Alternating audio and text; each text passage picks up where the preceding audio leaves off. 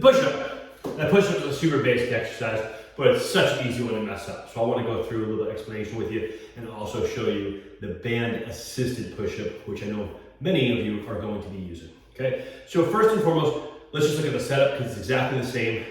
We want to make sure the hands are in the right position. Okay, so first thing we do is we actually line up, typically thumbs to nipples. That's gonna be a pretty good space to be, and then come out a little bit. As far as how wide, just put your hands down, go tall, good posture, and just lift your hands up.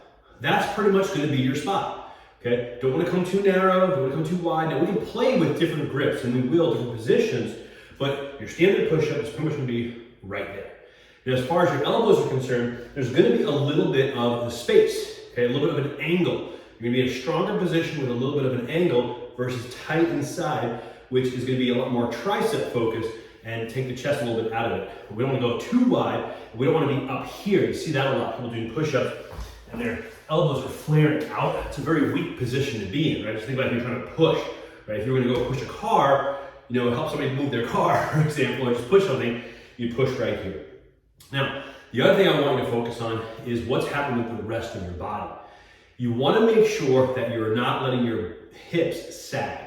So the way to do that is to tighten up your abdominals and squeeze your glutes. So we're going to squeeze both at the same time. You may even squeeze your thighs a little bit, just don't squeeze them too hard. What you're going to find is all that contraction is actually going to use up some of your energy stores, and you're not going to be able to do as many push-ups because you're flexing all these other muscles. You just want to hold them in position so that you don't end up sagging as you do your push-up.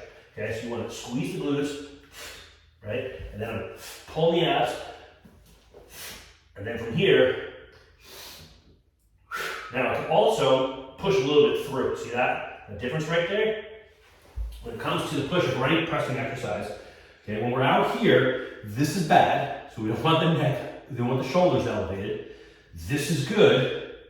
This is best, right? But see that difference right there? There's no movement in the elbow. I'm not moving my arms. That's the shoulder. So I'm actually just pushing a little bit more through as I round out my shoulder blades. I'm going to engage a little bit of the lat, a little bit of the straight anterior muscles at the top as I push away in that push-up.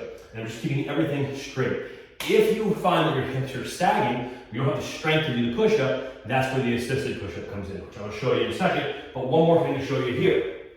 We also don't want the opposite of the hips dropping, which is the hips going up and doing a nosedive. We're not nosediving, okay? Everything hits at the same time. So your chest, okay, and your hips are going down together and coming up together. Like I said, if you need a little bit of assistance, this is where the band really comes into play. If you don't have a band, you can do hands elevated on something like a bar here, or you have a countertop, or a box, or a bench, or a couch, or an ottoman, right? Hands elevated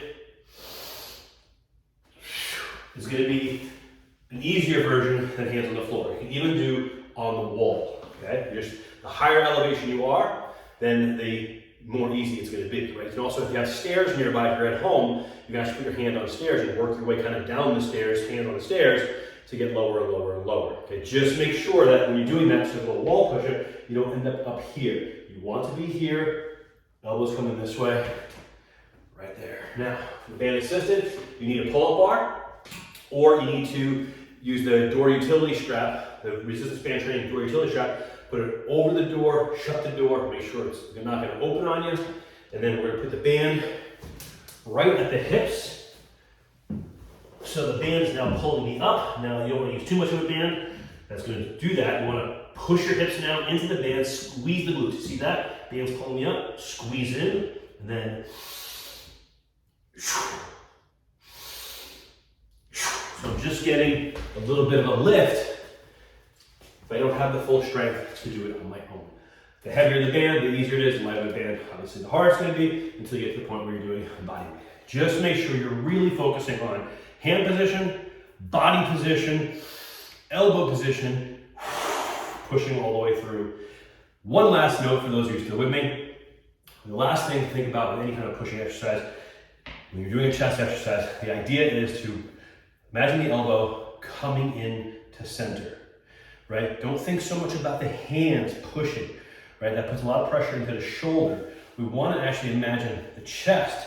These fibers are going this way, and I'm pulling my arm across my body as I flex. So here, so imagine those elbows driving in and meeting in the middle versus the hands pushing. Just like that. All right, let's get to the push-ups.